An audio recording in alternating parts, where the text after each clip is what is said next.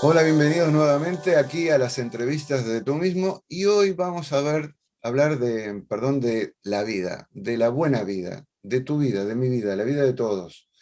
Está con nosotros Emilio Cabrera. Emilio, gracias por atendernos. Muchísimas gracias a ti por invitarme. Eh, Tu libro sobre la vida buena me impactó porque, bueno, son reflexiones, como dice el subtítulo, desde el estoicismo y la filosofía budista. Y realmente me parece un libro rompedor, muy atractivo. Nos acercamos a la fiesta, yo lo recomiendo si queréis tener una buena referencia para pensar y poner en práctica, más que nada porque hay buscadores y en este momento del año y de historia, más importante, sobre la vida buena hay que hablar. Y Emilio, bueno, tú eres ponente de los tribunales económicos, preparador y escritor, eres abogado, has fundado una academia, autor de El Camino del Opositor, te has formado en programación neurolingüística, PNL, escribiste un pequeño gran libro, el pequeño libro de la buena suerte, pero vamos a hablar sobre la vida buena, recuérdalo, y compartes tus reflexiones sobre estudios y filosofía en redes sociales. Y este Eso es. libro que estoy mencionando sobre la vida buena de plataforma me da pie a preguntarte qué aportaciones encuentras tanto en el budismo como en el estoicismo para ponerlos como referencias indispensables. Pues mira, desde siempre me interesó, ¿no? La filosofía budista y el estoicismo, y me había dado cuenta que, desde hace tiempo además, que hablaban de forma diferente, con una lingüística diferente de lo mismo. Es decir, Ujú. tanto, y además es curioso porque surgen en dos momentos separados en el tiempo, porque al final Siddhartha Gautama fue casi contemporáneo de Sócrates, pero luego al final es el discípulo de Sócrates que comienza el camino del estoicismo. Y además surgen en dos puntos muy diferentes, ¿no? Uno es Occidente y otro es Oriente en una época en la antigüedad. Entonces siempre me llamó la atención porque, como decía, con otra lingüística hablaban de lo mismo. Por ejemplo, ambos hablan de desapego, ambas líneas de pensamiento hablan de ensanchar la mente, nuestro mapa mental, cómo nuestro mapa mental nos sugestiona para actuar de determinada forma y cómo con un pensamiento más crítico, reflexionando, podemos alcanzar un pensamiento, por así decirlo, más elevado. Ambos hablan también de la importancia de no dañar al otro, pero como digo, con una reforma lingüística total, porque al final en el estoicismo se habla del hombre universal, por así decirlo, el primer cosmopolita, ya hablaban de la globalización, por así decirlo, los estoicos. En cambio, los discípulos de Siddhartha Gautama se basan más bien en la concordia entre todos. Y al final, como digo, desde dos puntos de vista muy diferentes, llegan al mismo resultado. ¿Cuál es ese resultado? Vivir en paz y en calma. Conseguir lo que para unos es la eudaimonia, a través de la ataraxia, la tranquilidad del alma, y para otros es el nirvana, desde el budismo. Así que Ujú. me parece muy interesante y como había visto que nadie lo sabía, lo había unido, había hablado de ello, pues me pareció muy interesante hacerlo. Y de ahí surge sobre la vida buena. Intuyo que esto de vivir en calma y en paz es la idea de vivir bien. Justo, de hecho, has comenzado la entrevista diciéndome que íbamos a hablar sobre la buena vida. Y yo te Ujú. quiero hacer, ahí te quiero apostillar una cosita, es sobre la vida buena, porque Sobre la vida. Ujú. la buena vida es lo que nos venden, las redes sociales, el marketing, ¿no? La buena vida. Tienes que pensar de determinada forma, ser de determinada forma, vestir de determinada forma, tener un cuerpo de determinada forma, hacer unas vacaciones de determinada forma, porque es lo que es la buena vida. Y si no lo haces, eres un fracasado. El problema es que la buena vida no es accesible a todo el mundo porque es muy cara y no es accesible a todo el mundo, y además tiene una trampa, y es la adaptación hedonista, seguro que hablaremos de ello luego. Tiene una Mm. trampa, que es que al final nunca es suficiente, y como nunca es suficiente, quieres más, y como siempre quieres más, nunca estás satisfecho, y como nunca estás satisfecho, eres infeliz. En cambio, la vida buena, la grandeza de la vida buena, es que es accesible a cualquier persona, y eso es lo que hace grande a la vida Estaba buena, y pensando, cualquiera lo mira, puede conseguir. ironías de la vida, cómo esto de la vida buena me suena a la canción aquella de la vida loca, ¿no? Que no tiene absolutamente Nada nada que que ver. ver. pero es lo que justamente el marketing permanentemente nos está poniendo como la zanahoria, ¿no? A ver, sigamos. Hablabas de trampas. Hablas de que estamos frente a una trampa evolutiva.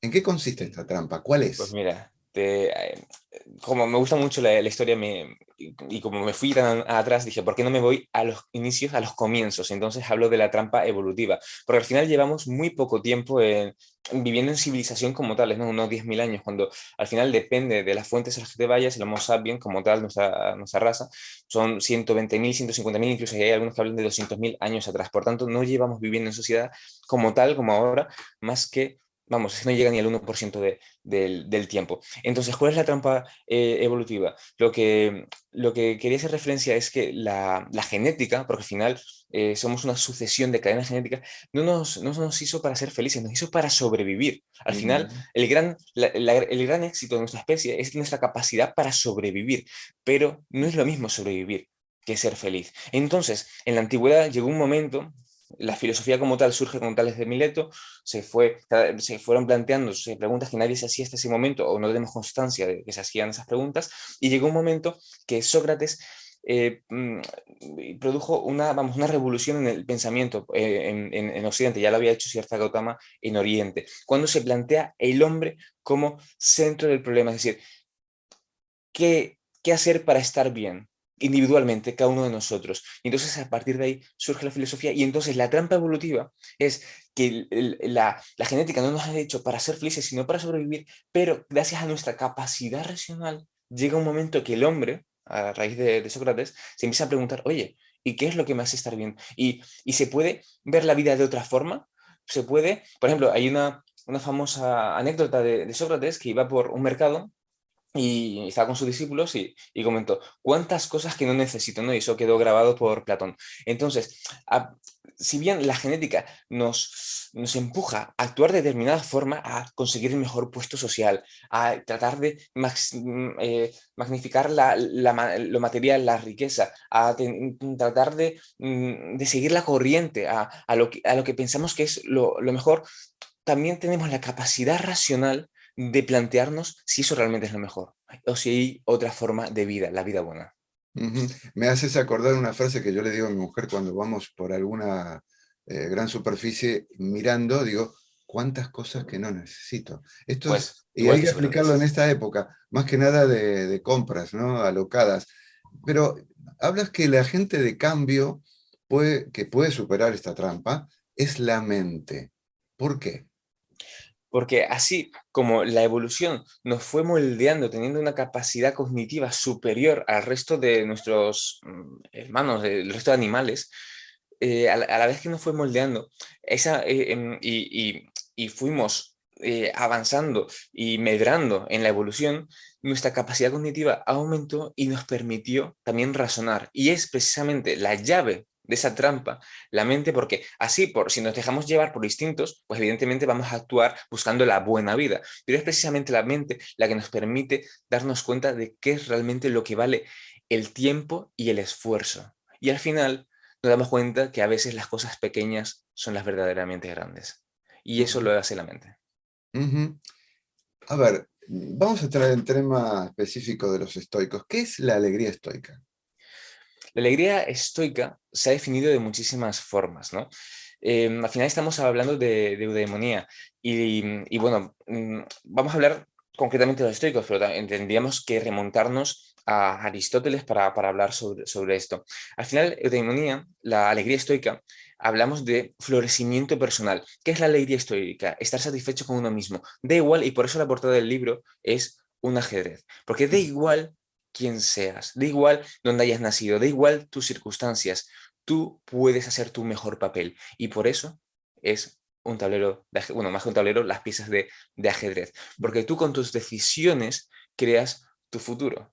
Al final, nuestro futuro es el resultado de nuestras decisiones y la alegría estoica es estar satisfecho, da igual quién seas y en qué momento estés, no importa, porque al final no importa de dónde partas, lo que importa, la gran pregunta no es quién eres, sino quién quieres ser y qué estás dispuesto a hacer para ser esa persona. Y no hablamos desde un punto de vista material, hablamos desde un punto de vista personal, intrínseco, de desarrollo personal, ¿no? Al final la vida puede ser una vida de desarrollo personal y eso es lo que más satisfecho te hace. Pues muchísimo más que la buena vida, porque la buena vida, como digo, tiene una trampa que poco se habla de ella, pero es la adaptación hedonista. Es decir, da igual lo que compréis en estas navidades, dentro de unos meses no le vais a dar importancia. Y es la realidad. Eso es algo que está muy estudiado psicológicamente, es la realidad del ser humano. Por eso es la trampa evolutiva, la adaptación hedonista. Ujú. Em, Tal vez la clave está en cómo, justamente por las decisiones, en cómo percibimos las cosas. Ese es el punto fundamental. Antes me hablabas de similitudes, ¿no? Entre el budismo y la filosofía estoica, y hay muchas, pero una muy importante es esa programación, esa nueva lingüística, y esa nueva lingüística es transversal, la disciplina del juicio es transversal, cómo nos representamos las cosas, es decir, las cosas suceden, buenas o malas, pero luego está el poder de cada uno, en el poder de cada uno está representárselas de una forma que le sea en positivo o negativo. Y tú me puedes decir, Emilio, pero ¿cómo puede ser algo malo representártelo en positivo? No es que te lo representes en positivo, las desgracias ocurren y si es algo malo, pues es algo malo. Pero no sirve de nada mm, hurgar en la herida, no sirve de nada estar dándole vueltas, ese bucle permanente. En cambio, sí que te permite la disciplina del juicio, el pensamiento, el ensanchar la mente, te permite darte cuenta que puedes tomar el papel de víctima o el papel de protagonista. Y el estoicismo, tanto el estoicismo como la filosofía budista, y al final de eso se encarga este libro, de eso es lo que he tratado de volcar, te da las herramientas, las técnicas para poder diferenciar, oye, ¿qué depende de mí? ¿Qué no depende de mí? ¿Qué son variables controlables? ¿Qué son indiferentes? Y sea bueno o malo, si es indiferente, no me importa. Me podrá agradar más o menos, pero no me importa. Al final, lo que depende de mí es mi pensamiento, cómo me represento las cosas, mi actitud y mi voluntad. Eso sí que depende de mí. El resto, variables indiferentes. ¿Me podrá gustar? Sí o no. Más agradable, menos agradable, pero indiferente. Claro, la frase que a mí me encanta en tu libro y que lo he subrayado porque la hago mía, actuamos como conquistadores de experiencias. Totalmente, totalmente. Y el problema es ese, que las experiencias te agradan en ese momento, pero luego ya se te pasan. Y no solamente se te pasan, puede ser que algo te dé placer en un momento dado, haces una experiencia determinada, te dé placer, pero nos olvidamos que luego, pasado un tiempo, oye, esa experiencia que te dio placer, luego, ¿qué pasa con ella? Porque hay placeres que luego en el futuro causan mucho dolor. Es decir, a lo mejor ahora renuncias a hacer algo por hacer otra cosa que te da placer, descuidas tus deberes, por ejemplo, por hacer otra cosa que es una buena experiencia, y luego al final esto es otra similitud, ¿no? La causalidad, el karma, oye, hago una cosa, dejo de hacer otra, y ¿cuál es el resultado final? Por eso la alegría estoica es satisfacción con lo que estás haciendo en cada momento. No es tener más placer, es satisfacción. A lo mejor tu trabajo, si lo haces de la mejor manera posible, si te encargas de florecer como persona y tratas de ayudar a los demás, entonces obtienes un altísimo grado de satisfacción y de ahí podríamos hablar de las virtudes, ¿no? Entonces eso es realmente lo que te hace feliz como eudaimonía, como habla tanto el estoicismo como el budismo. Y eso es lo que he tratado de transmitir. Cuando tú hablas así me recuerdas que nuestra mente sigue funcionando como en la época de los cromañones, por decirlo de alguna manera, por el tiempo, ¿no? Y claro, vivimos en un mundo tecnológico, científico, con esos avances que nos... Es decir, vivimos en el siglo XXI, pero pensando como los cazadores-recolectores. Sí, sí, pero por eso tenemos la llave de la cadena. Es decir, evidentemente no es, o sea, esto no es algo que haya descubierto yo. Al final llevamos un 1% viviendo en sociedad moderna como tal. Hablo de moderna desde Mesopotamia, de que para los antiguos ya eran antiguos, pero por hacerle una distinción con toda la época en la que vivíamos en la sabana o ni eso, y en taparrabo, ¿no? Mm. Entonces, para diferenciar. O sea, hablo de vida moderna 10.000 años atrás, pero es que evidentemente estamos sesgados porque es que sin unas determinadas conductas no hubiésemos sobrevivido en libertad, salvajes. Entonces, evidentemente, cuando estamos cuando estamos en la sociedad, actuamos, hay personas y te das cuenta, ¿no? Hay personas que actúan en piloto automático, que no utilizan la mente, no reflexionan y se comportan de una forma muy impulsiva estás viendo, ¿no? Los impulsos mm, salvajes que tenemos. La gente cuando uno va en coche y cómo grita, cómo se emplea con otros, o en una cola de cuando alguien se cuela, cómo actúan, o sea, te das cuenta que, oye, ¿realmente es para tanto? ¿O podemos bajar el nivel de ruido y estar más tranquilos todos? Y estando todos más tranquilos y trabajando, uniendo la filosofía budista y el estoicismo, trabajando todos por todos, es decir, como una comunidad, ser más felices. Ujú. Ya que hablas de estoicismo y budismo, hemos hablado un poco de estoicismo, me inclino hacia el budismo y haces una referencia importante. El budismo es muy grande, es decir, hay muchas escuelas, muchas corrientes del budismo, pero a ti te interesa y rescatas para hacer el paralelismo el budismo secular y Sí, que sí, dices exactamente. posee una lógica aplastante. Sí, sí, me baso en el Dhammapada. El Dhammapada al final es el camino, es donde se recogen, por así decirlo, las enseñanzas más puras de Siddhartha, porque luego cuando Siddhartha fallece, al final luego surge, vamos, un crisol de escuelas, cada una cogiendo textos o desarrollando textos, y además como en India estaba muy, vamos, estaba muy intrínseco en India el hinduismo que tiene muchísimos dioses, que tiene una manera de pensar muy peculiar, pues entonces mezclan de alguna forma o unen el pensamiento de Siddhartha Gautama con las religiones que ya estaban allí en India. Pero al final, Siddhartha Gautama no hablaba de religión, de hecho no creía en la religión como tal. Ujú, Y es curioso porque luego lo han convertido en una religión. El budismo es una religión y además es una religión muy importante. ujú. Entonces, Siddhartha Gautama al final lo que propone, y está recogido en el Dhammapada, también de plataforma editorial, lo que propone es desarrollar precisamente nuestro pensamiento y propone las cuatro nobles verdades y el duplo sendero para superar lo que él llama el dukkha, el sufrimiento, de una forma muy similar a lo que hizo Sócrates en Occidente, ¿no? Sócrates lo hacía a través de la mayéutica, a través de las preguntas poderosas, a través de pregúntate y halla tú tu verdad porque tu verdad está dentro de ti. Pues Siddhartha Gautama decía exactamente lo mismo. No te dejes guiar por esta u otra religión, sino pregunta dentro de ti porque tu verdad está dentro de ti. Tú tienes la capacidad de tener una mejor vida, una vida más tranquila, de hallar o intentar hallar el nirvana, ¿no? Porque es como el ideal. Cuando con los filósofos pasa lo mismo en Occidente. El actuar de forma filosófica es un ideal. Evidentemente, a todos nos va a suceder algún que otro percance que se nos va a escapar de nuestra tranquilidad y de nuestro poder de control, porque a todos nos pasa, porque si no sucediese es que seríamos, como digo en el libro, seríamos dioses, es decir, a todos nos afecta. Incluso Marco Aurelio, cuando se enteró de la muerte de aquel que le había adoptado, Antonino Pío, se desplomó. Y entonces los de Palacio se reían de él diciendo, mira, el que va de filósofo y por la muerte de un ser querido llora y se desploma. Es que sí, es filósofo, pero también es humano.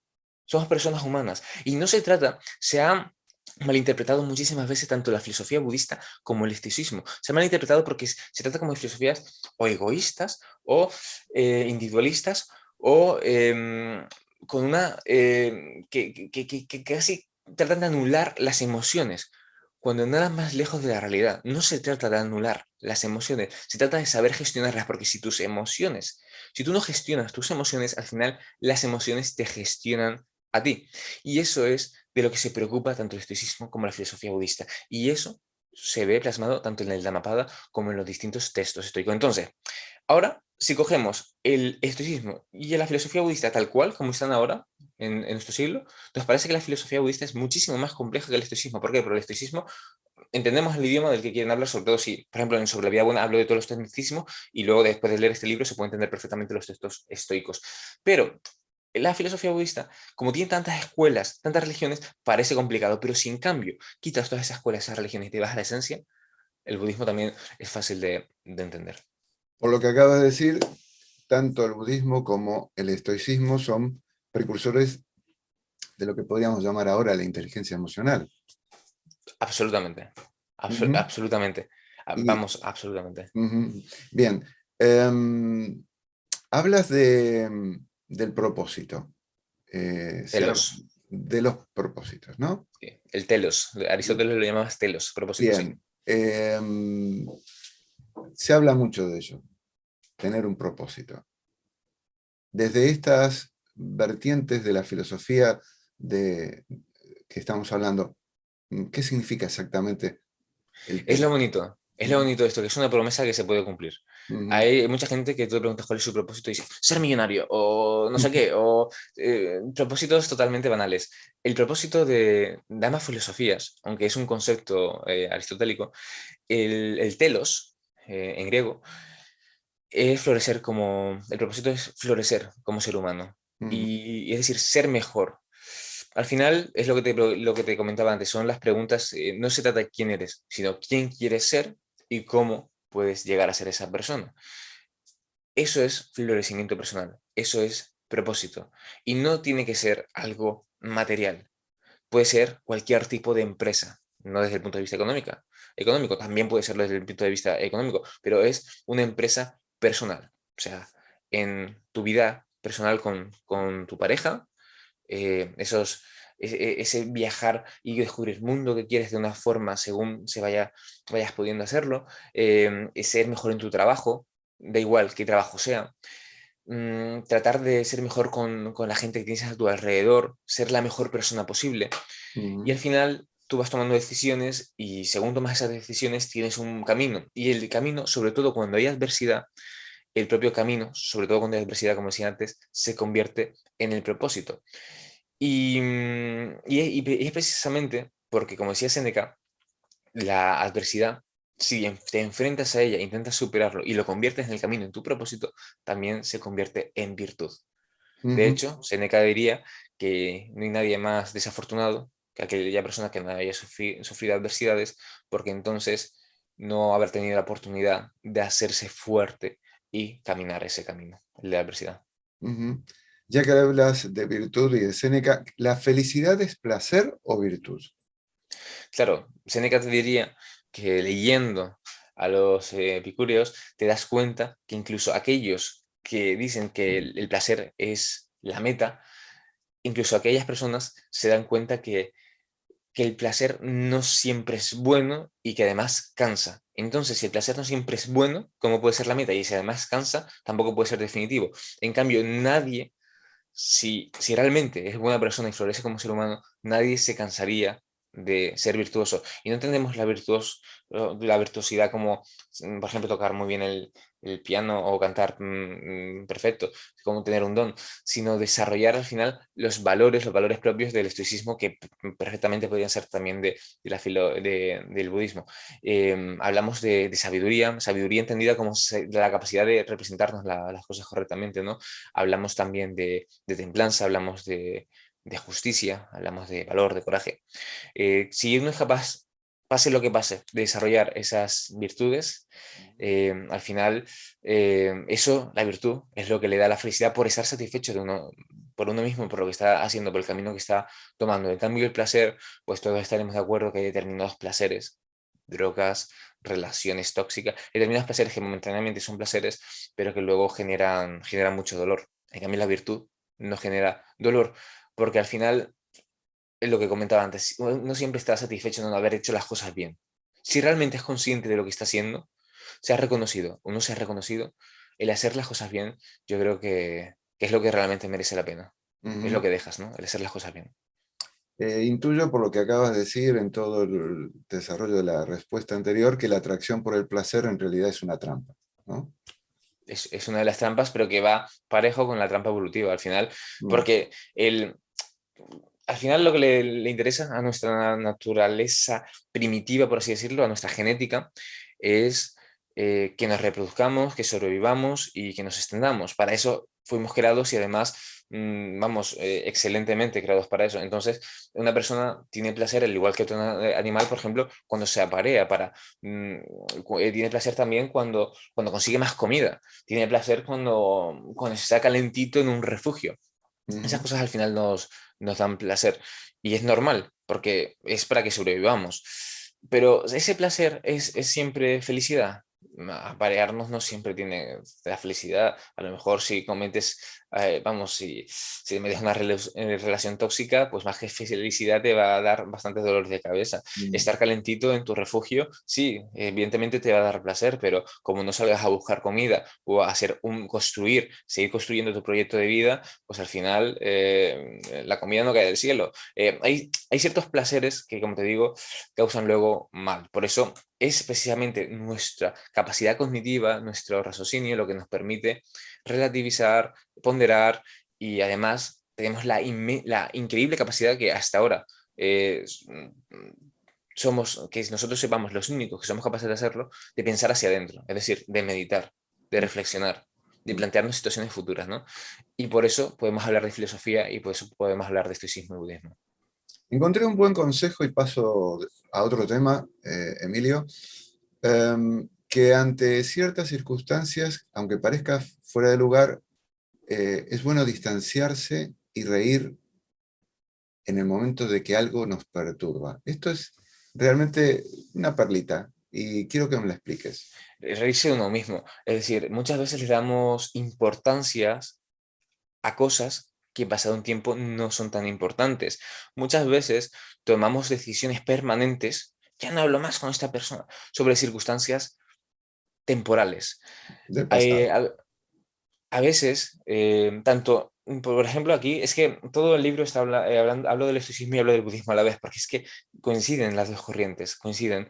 Al final, mucha gente vive en el pasado o vive en el futuro y no vive en el presente. Y cuando estás en el presente, evidentemente hay cosas, hay adversidades a las que nos enfrentamos y nos frustramos, pero cuando relativizas, cuando te ríes de ti mismo, cuando te das cuenta que solamente somos un granito, es que no llegamos ni a granito de arena en este inmenso mar de dunas que es el universo, pero es que no llegamos ni a granito de arena. Entonces te das cuenta que sus problemas tampoco son tan importantes como los pensabas, sobre todo por eso, porque lo que hoy te importa mucho, que a todos, absolutamente todos nos ha pasado. A cualquiera que nos esté oyendo, sea donde sea que esté, a todos nos ha pasado que algo nos importaba muchísimo, pero luego, pasado un tiempo, ya no era nada importante. Entonces, si en el momento en el que te está doliendo tanto ese dukkha, ese sufrimiento dukkha en budismo, te das cuenta de esto y eres capaz de relativizar, como comento en las técnicas que comento en el libro, pues al final eh, bajas ese nivel de ruido y eres capaz de tomar mejores decisiones. Y no nos olvidemos que las decisiones son el hilo con el que tejemos nuestro futuro. Y al final, también esto tiene muchísimo que ver con la actitud con la que afrontamos la vida. Papel protagonista o papel víctima. También algo interesante que encontré en tu libro, y ya si voy contando, son muchas, ¿eh? Atento a quienes están escuchando esto y nos están viendo. Pensar rápido. La cuestión de pensar rápido. ¿Cómo nos afectan? Es mucho más de lo que creemos. Hay un caso testigo comparativo entre lo que ocurrió con el hundimiento del Titanic Y y un Lusitania. hermano mellizo, vamos a llamar así, que es el Luisiana. ¿Y qué pasó? ¿Qué diferencias hubo entre uno y otro para llegar a una conclusión? Brevemente, ¿cómo es el caso? La conclusión no es mía, está estudiada por universidades de todo el mundo y de hecho un premio Nobel ha hablado sobre ello, ¿no? La diferencia, ¿no?, entre pensar rápido y pensar despacio.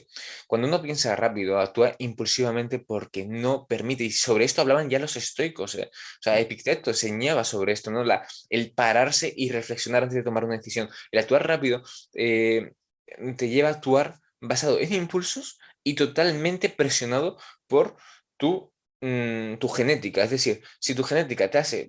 Una persona puede ser genéticamente, por así decirlo, un poco violenta, pero una Ujú, persona que es violenta, pero se para, reflexiona, recapacita y medita, todo lo que hace no actuará violentamente, porque realmente si realmente quiere hacer el bien a los demás y se nutre, por ejemplo, de esa filosofía de la que estamos hablando, esa persona no se dejará llevar por esos impulsos primitivos que le aprietan, será ujú. capaz de pararse y reflexionar. Entonces, a diferencia de un barco y otro, en uno de ellos hubo mucho tiempo hasta que se hundió el barco. Entonces, preponderó el raciocinio, oye, pues vamos a salvar a los niños y luego a las mujeres, vamos a rescatar. Y bueno, se salvó la misma cantidad de gente, pero se salvó aquellas personas que tenían, por así decirlo, una posición más, no más débil, pero sí, incluso más de futuro, los niños. Primero, antes de salvarte tú, salvas a tus hijos, ¿no? Creo que es importante y es racional hacerlo. Al final, si actúas solamente impulsado por instintos, al final te salvas tú y todo lo demás, ahí Ujú, se queda, ¿no? En cambio, en otro que no hubo tiempo, se salvaron los más fuertes y ya está. Entonces, al final, y esto no es, lo comentaba, no es porque lo diga yo, está estudiado. Al final, es nuestra capacidad de parar, es decir, cuando algo nos afecta, paramos unos segundos, pensamos y luego respondemos, incluso no hace falta responder en ese momento, nos vamos a casa, muchas veces algo sucede, actuamos y luego más tarde pensamos, jolín, si hubiese actuado de esta otra manera.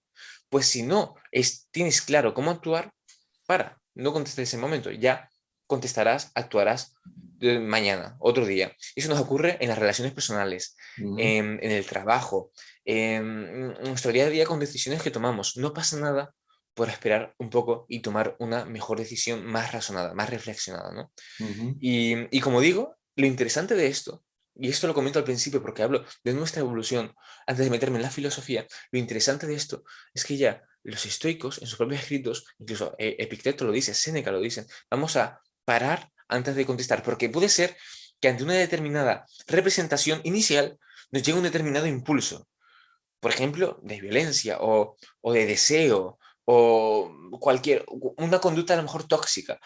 Pero si somos capaces de reflexionar y parar, no somos, o sea, no somos dioses. Evidentemente ese impulso lo vamos a tener, pero luego tenemos esa capacidad, esa sabiduría para refrenarlo y actuar de una forma más correcta. Ujú. Al final eso es lo que nos distingue de los animales. Bien. Eh, Como bien sabemos, no lo dijimos, pero sabemos, eh, tú eres canario y en Lanzarote concretamente practicas la abstracción y la contemplación de la inmensidad. Tú lo dices. Es un ejemplo muy descriptivo de la filosofía en acción. ¿Cómo es eso? Mira, esto es también común tanto en el budismo como en la filosofía estoica. Y lo hablo precisamente sobre la disciplina del juicio. La disciplina del juicio es la capacidad de plantearte las cosas de otra manera. No como parecen que son, sino como realmente de quitarle subjetividad y quitarte esos sesgos que tienes cognitivos e intentar verlo lo más claro posible. Y es cuando algo te presiona, cuando algo te produce ansiedad o incluso te pone triste, ¿no? Que cuando te alejas de todo ello. Por ejemplo, hablaba en el libro de Lanzarote, ¿no? Pues, pero se puede dar en cualquier otro sitio, en tu propia casa, ¿no? Cuando te alejas de ello y miras a la inmensidad del cosmos, que es una técnica de la disciplina del juicio, eres capaz debería ser, si lees estos textos, lo serás, tienes que ser capaz de reflexionar y bajar el nivel de ruido y contemplando la inmensidad te das cuenta de lo pequeñito que tú eres y que esos problemas, esa frustración, ese estrés que tenías a lo mejor incluso por tu trabajo, cuando miras la inmensidad del cosmos y te das cuenta que no somos nada, que somos literalmente polvo de estrellas, Ujú, que tenemos vida, pero nos convertiremos en polvo de estrellas. Te das cuenta que al final que la vida que no es tan seria, que bueno, que todo es relativo y que esos problemas, como decía antes, no todo está unido. Esos problemas que tienes ahora, si los ves desde este punto de vista, desde esa inmensidad del cosmos y tú tan chiquitito, pues al final dejan de ser tanto problema y ser más anécdota. Evidentemente, ojo,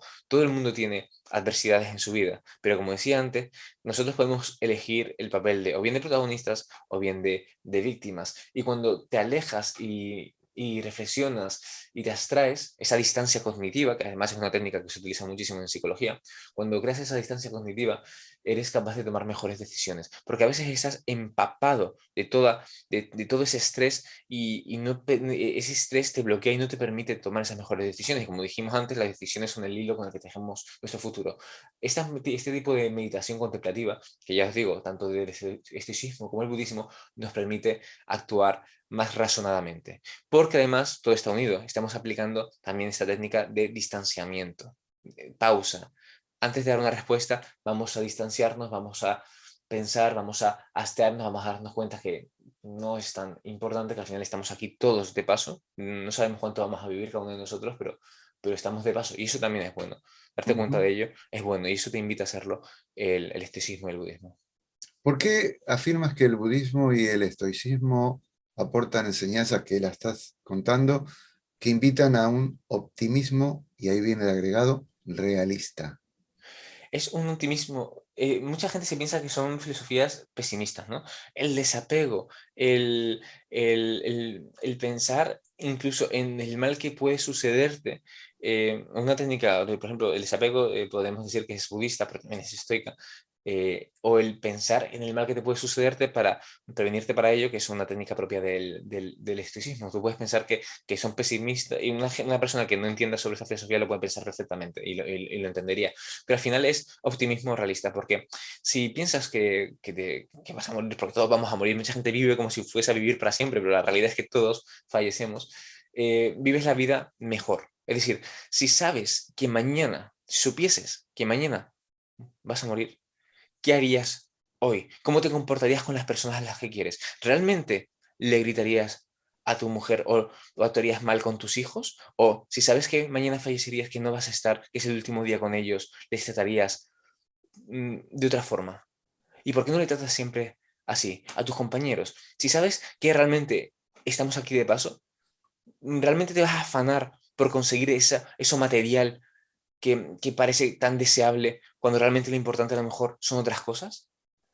Eh, si realmente, por eso eso es optimismo realista, es decir, mm, puede parecer pesimismo, pero realmente si lo enfocas en el día a día, eso que tiene apariencia de pesimismo te permite vivir de forma optimista y realista. Es decir, un problema surge, estamos aquí de paso, vamos a tratar de resolver ese problema. ¿Que lo tratamos de resolver y lo resolvemos? Genial.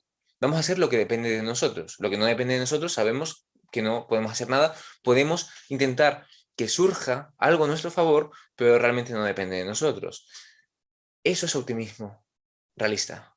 Y eso surge a partir de todas estas técnicas que te permite el budismo y el estoicismo. Entonces, claro, alguien que no conozca estas formas de pensar puede pensar que son pesimistas, incluso individualistas, cuando nada más lejos de la realidad o algo así. Pero si lo aplicas en tu día a día, es optimismo realista. Difícilmente te va a batir las circunstancias cuando piensas de esta forma. Difícilmente te va a batir las circunstancias. Y eso sí, a todo el mundo nos abate. No somos dioses. Y eso también se recuerda a menudo. Que si de repente algo te supera, no te preocupes. No somos dioses. Pero a través de esta forma de pensar, eso que te supera lo puedes superar tú luego. Y eso es la grandeza que tiene esta filosofía. Ujú. Bueno, una de las preguntas era justamente qué ejercicio o estrategia filosófica destacarías más. Tú has nombrado algunas. Está la inversión del obstáculo, que es como el principio del judo, ¿no? Utilizar la fuerza de aquello que se te La opone adversidad para... se convierte en el camino. Exactamente. Convertir en bien todo lo que sucede, ¿no? Como dice Séneca.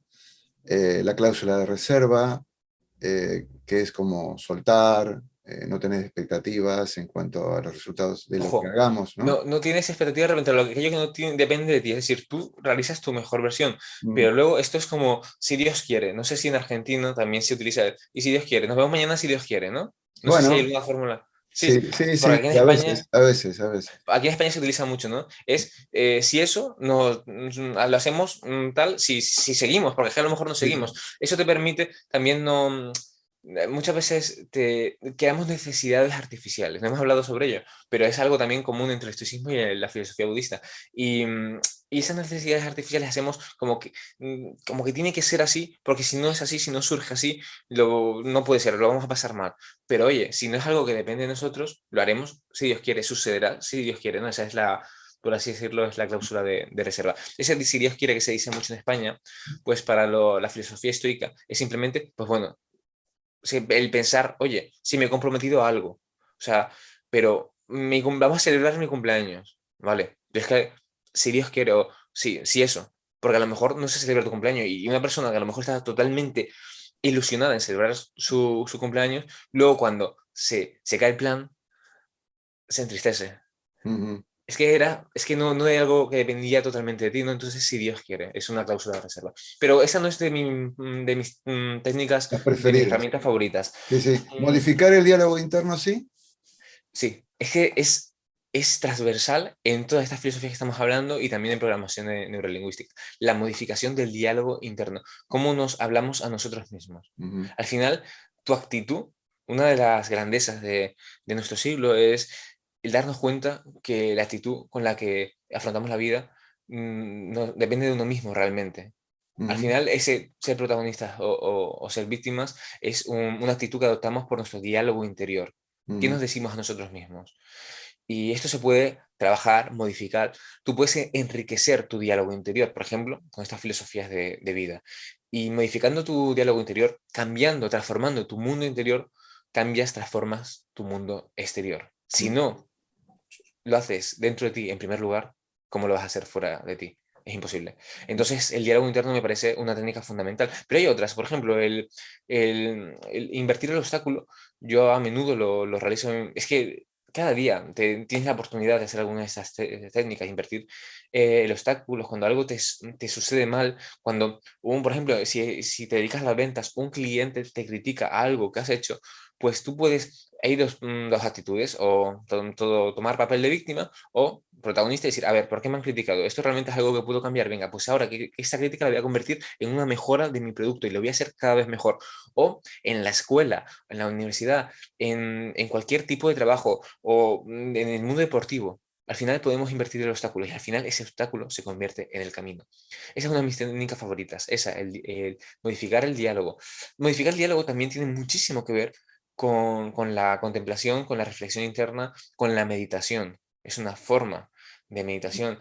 Hay, hay una unión nuevamente entre la filosofía budista y el estoicismo cuando hablamos de atención plena. Ujú. Tanto una como otra habla de alguna forma de la atención plena, ¿no? Darnos cuenta de en cada momento de lo que estamos haciendo y eso también está relacionado con nuestro diálogo interno. Creo que son herramientas, de verdad lo digo, que si uno no lee sobre ellas, habrá personas que sin leer sobre ellas les surge naturalmente porque tienen una gran sabiduría natural, pero da igual, si uno nunca ha reflexionado sobre esto, formándose, leyendo sobre ello, creo que lo puede aplicar en su día a día y aplicándolo en su día a día puede transformar totalmente su vida y lo creo sinceramente, sinceramente lo creo. Emilio, tú transcribes los aforismos más destacados de Marco Aurelio, ¿no? Me siento identificado por el nombre que vamos a Aurelio, usar. ¿Te gusta alguno en particular? me gustan tantos, me gustan tantos.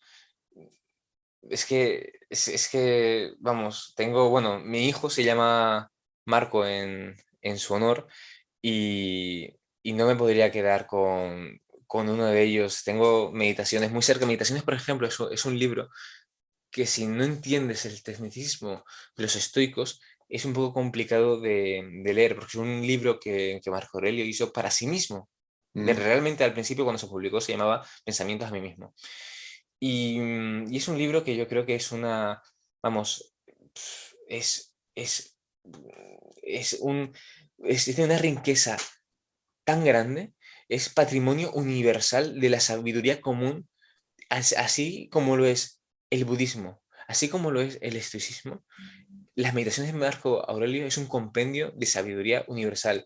Y ujú. en el libro, sobre la vida buena, que como comenté antes, la portada es un tablero de ajedrez, porque al final nosotros, a través de nuestras decisiones, vamos creando nuestro mundo.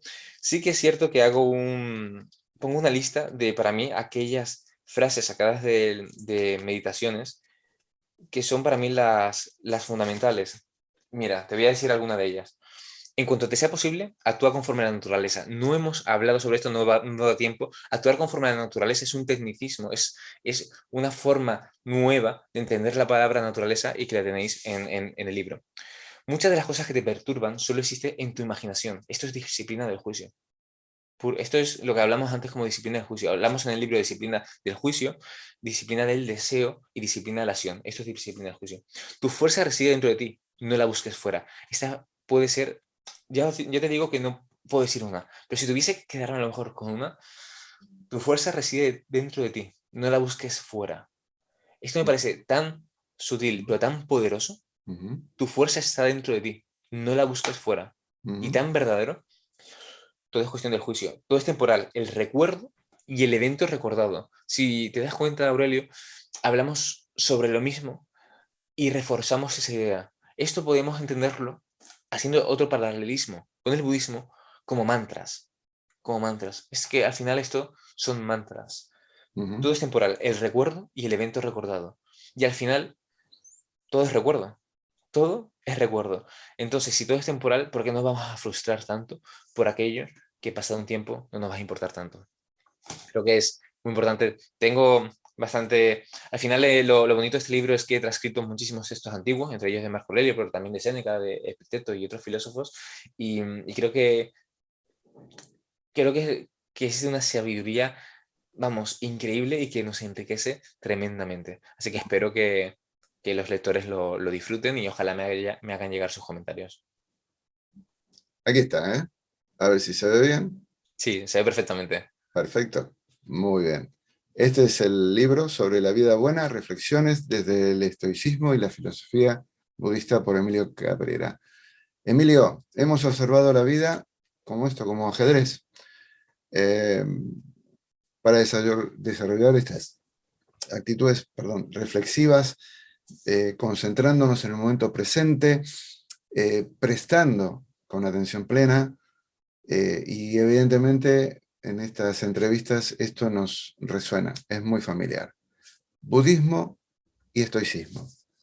Reflexiones. Emilio, muchísimas gracias por habernos acompañado en este rato de conversaciones, de pensamientos, de mucha práctica, de cosas concretas, porque la filosofía no es algo que se piense, sino que se vive, Que se que se ejerce. experimenta. Y gracias a ti, bueno, hemos pasado un muy, muy buen rato, porque esperamos que nuestra vida sea buena. Muchas gracias. Muchísimas gracias, Aurelio. Simplemente comentar que, bueno, aquí en España se puede conseguir en cualquier librería, a través de Amazon, uno de los canales habituales, y en Latinoamérica yo me imagino que en ebook, a través de Amazon, por ejemplo, lo podéis conseguir sin ningún problema si no está en físico. Y para mí ha sido un placer, de verdad, Aurelio, esta conversación contigo. Creo que es muy enriquecedora. Ojalá lo sea así para los oyentes. Seguro. Y bueno, para cualquier cosita, ya sabéis dónde me podéis encontrar. Muchísimas gracias. Y a los amigos, muchísimas, muchísimas gracias por habernos acompañado en este momento de las entrevistas de tú mismo. Y la promesa, una próxima. Nos vemos. Gracias.